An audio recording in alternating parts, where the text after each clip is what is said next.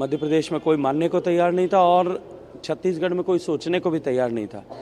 लेकिन नरेंद्र मोदी जी की नीतियों, उनके द्वारा किए गए कार्य, उनके द्वारा दिए गए स्वच्छ और जो है भ्रष्टाचार मुक्त शासन और देश की जनता का उनके ऊपर अटूट भरोसा, इसके चलते हुए राजस्थान, मध्य प्रदेश और छत्तीसगढ़ तीनों जगह प्रचंड बहुमत के साथ में सरकार बनी है। माननीय नरेंद्र मोदी जी के नेतृत्व में हम सफल हुए हैं। राजस्थान की जनता की आशाओं पर खरा उतरने के लिए हम सब उनके नेतृत्व में काम करेंगे। 2023 के विधानसभा के चुनाव 2024 का आईना तो नहीं, क्योंकि 2024 देखिए, मैं ऐसा पहले भी कह चुका हूं कि प्रत्यक्ष रूप से अगर मैं ढूंढना चाहूं तो इस पर मैं हाँ और ना दोनों में उत्तर दे सकता हूं।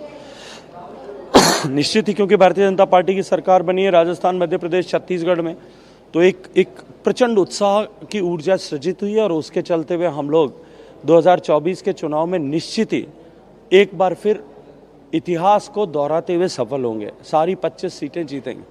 लेकिन यदि मैं दूसरी दृष्टि से देखूं, 2018 के चुनाव में हम तीनों जगह हार गए थे, लेकिन उसके बाद में भी राजस्थान में 25 सीटें थे, जीते थे और मध्य प्रदेश में एक छोड़ करके बाकी सारी जीते थे। इसलिए जब देश के चुनाव में लोग मतदान करेंगे, अभी माननीय नरेंद्र मोदी जी के चेहरे और काम पर अगर तीनों राज्यों में, राज्य के चुनाव में भी जनता ने इस तरह से मतदान किया है, तो निश्चित ही जब उनका खुद का चुनाव होगा तो राजस्थान, मध्य प्रदेश, छत्तीसगढ़ नहीं देश भर की जनता विकसित भारत के संकल्प को सिद्ध करने के लिए नरेंद्र मोदी जी को तीसरी बार प्रधानमंत्री बनने का अवसर प्रदान करेंगे। गहलोत जी ने जस्ट मीडिया से बात की है, उन्होंने कहा है वो जनसेवक के रूप में जनता के बीच में रहेंगे, लेकिन इस बार जनता ने जो जनादेश दिया, क्योंकि राजस्थान पूरे देश भर में चर्चाओं में था गारंटियों को लेकर, ये चौंकाने वाला है। देखिए, माननीय अशोक गहलोत साहब बार बार ये कहते थे, अनेक बार उन्होंने ये कहा था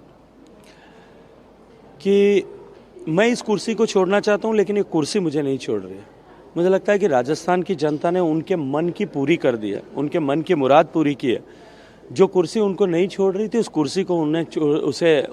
कुर्सी को उनसे छुड़वा दिया है।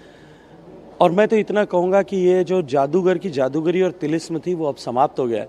राजस्थान जादू के मायाजाल से बाहर निकल करके धरातल पर आ गया। लास्ट सवाल है मेरा सर, क्योंकि आप पार्टी के दिग्गज नेता है, राजस्थान की जो देखिए, मैं तो बहुत छोटा सा कार्यकर्ता हूँ पार्टी का। आप शामिल रहे, अब सरकार आपकी बन गई, कल तक यही विषय था कि सरकार बन रही है, उत्सुकता थी, सरकार बन गई, जनता जानना चाहती है कि मुख्यमंत्री का चेहरा चलिए, थोड़े दिन इंतजार करिए।